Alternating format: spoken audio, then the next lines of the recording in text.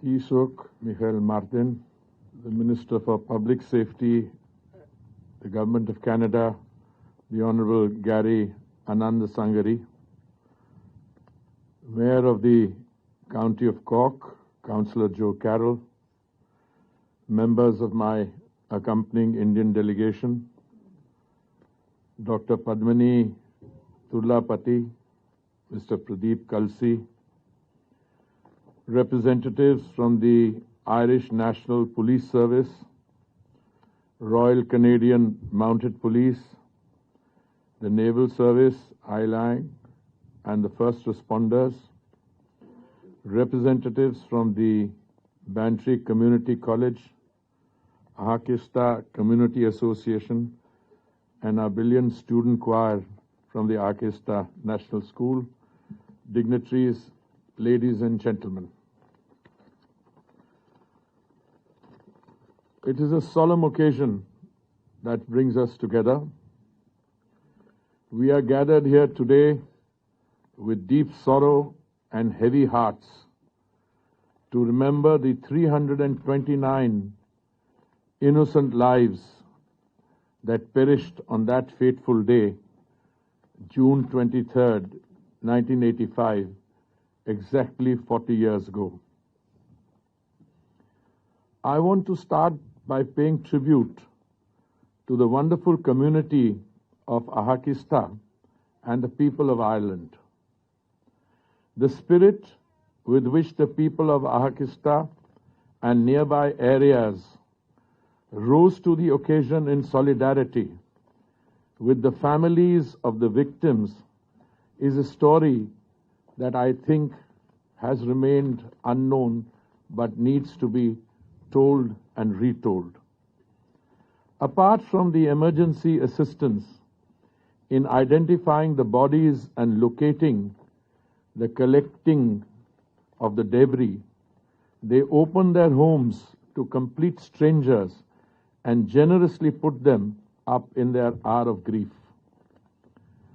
This memorial site stands testimony to a tragedy of that crash on the shores of the Atlantic Ocean, not far from here. Out of the ruins of a tragedy, the unique friendship between the Irish and Indian peoples was deepened. This bond between our two countries has strengthened since then as our economic relationship has diversified, with bilateral trade between India and Ireland scaling new heights.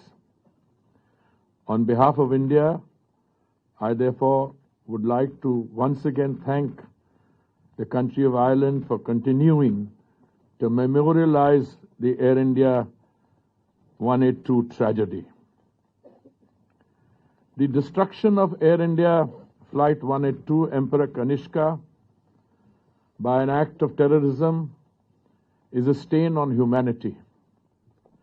As a representative of the Government of India, I once again extend my heartfelt condolences to the bereaved families and the people of the countries from which the passengers were drawn, Canada, India, and Britain.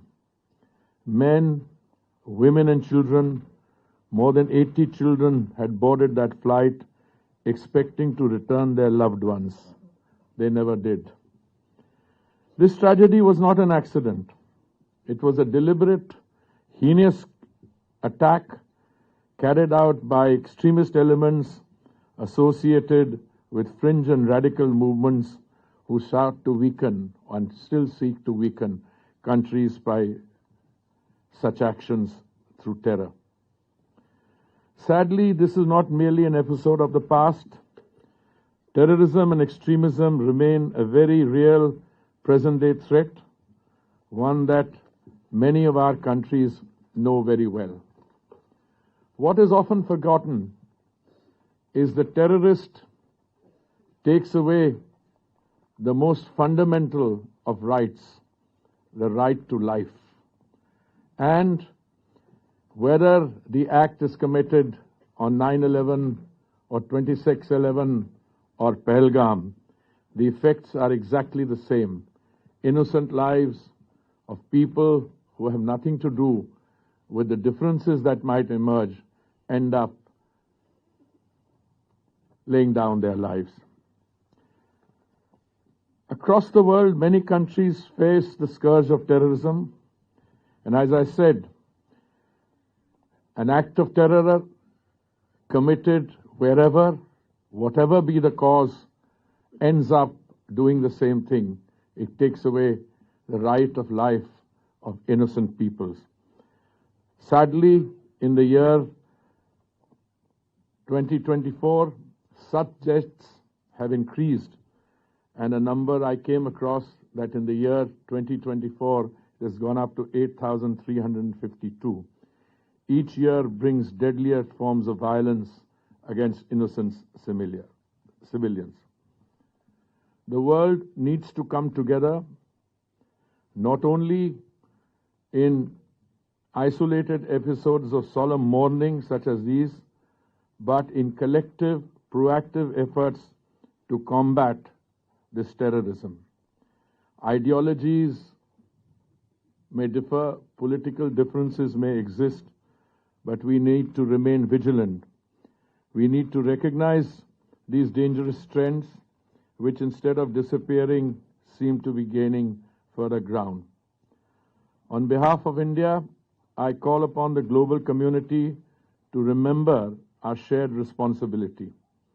I call upon our Canadian friends in particular to deepen our bilateral collaboration in countering this.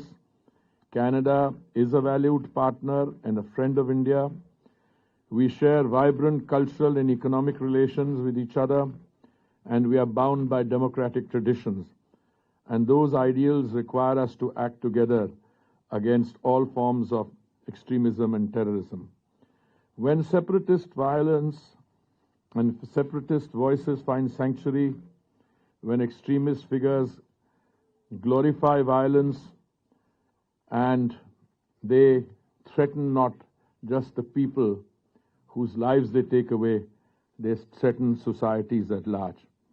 By working together, sharing intelligence, shutting off funding channels, countering radicalization, we can ensure that those who continue to promote hate and terror cannot succeed.